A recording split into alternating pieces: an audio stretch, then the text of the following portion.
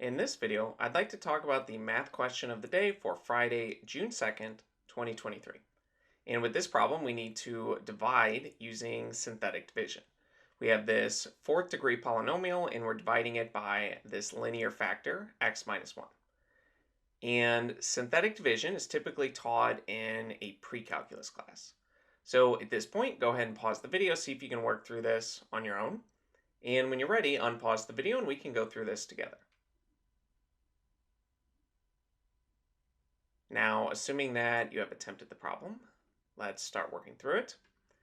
And synthetic division is an alternate approach to long division. And in fact, we can use long division to check our work, but synthetic division can be a little bit faster. It just is a bit abstract if you don't use it that often. But the main idea is that we will put inside a box here the x value that makes this expression equal to 0. So in this case, positive 1.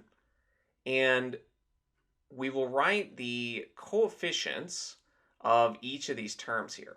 And if we're missing a term, we will use 0 for that coefficient. But in this case, we have all of them. Notice the coefficient on x to the fourth is a 1. Then we have minus 3, then another 1, positive 1, then positive 6, and negative 7. So let's write those in. And we'll just write it in a row across from this box here. We have 1, minus 3, 1, 6, and negative 7. Now, to carry out our synthetic division, we start by just bringing the first number down. So we have 1 here. Then we multiply. 1 times 1 is 1. And then we will add down the columns. So minus 3 plus 1 would be negative 2. Then we multiply. 1 times negative 2 is negative 2. We add 1 plus negative 2, or 1 minus 2, that's negative 1. We multiply again, we get negative 1. 6 plus negative 1, or 6 minus 1, that is 5. We multiply, we get 5. And then we add minus 7 plus 5, which is negative 2. So this right here, this last number, this is our remainder from our division. And these numbers are the coefficient on a new polynomial that is 1 degree less than the one we started with. Since we're dividing by a linear factor, we will end up with a cubic polynomial, or a third degree polynomial, since it's 1 less than this fourth degree polynomial. And this will be our remainder term. These are just the coefficients on each of the terms. So we'll start with this one. This is our coefficient on the x cubed term. So we have 1x cubed. This is the coefficient on the quadratic term, the squared term. So we have minus 2x squared, and then we have minus 1 multiplied by the linear term, x. Then we just have a constant, and it's positive 5. You could also think about this as x to the 0 power. And then we have our remainder, this minus 2, but we put our remainder over what we're dividing by, which was x minus 1. So this right here should be our final answer when carrying out the synthetic division, but it is a good habit to check your work. And we can check this just using regular long division, which admittedly is a bit more tedious, but will help us confirm that this is in fact the correct answer. And let me actually scroll down, and I could paste in the picture of our quotient here so that we can keep working with some more space.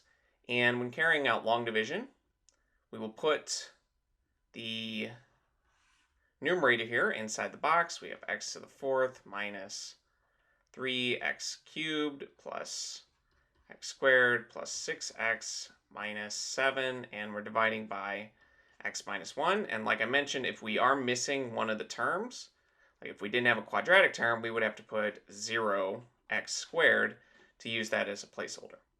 Now, when carrying out the long division, we just ask, what would we multiply this highest power term, this x, by to get x to the fourth?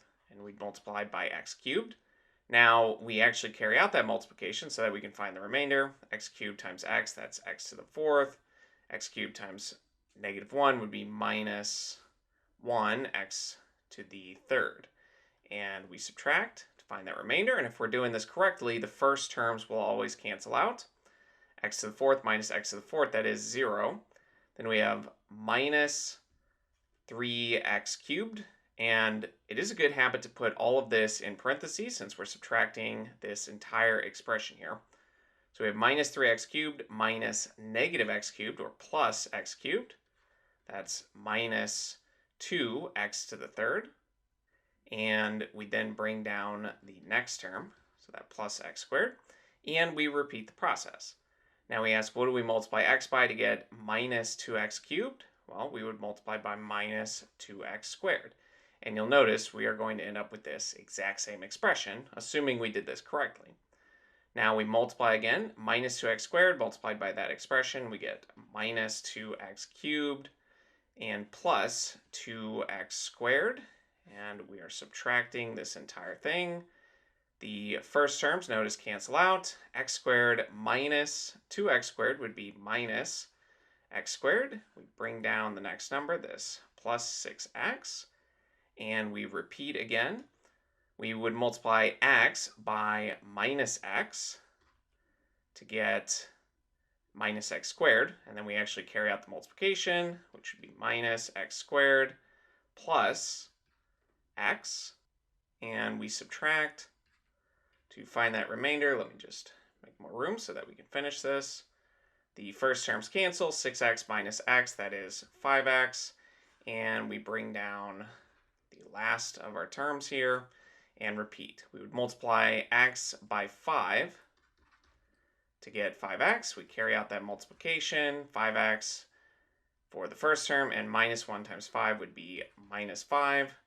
We subtract this entire thing, and the first terms cancel. We get minus 7 plus 5, which is negative 2. Since we can't bring anything down, this is our remainder, and we put our remainder over what we're dividing by, this x minus 1. And notice, if we go back up, that we get the exact same answer that we got when we carried out the synthetic division.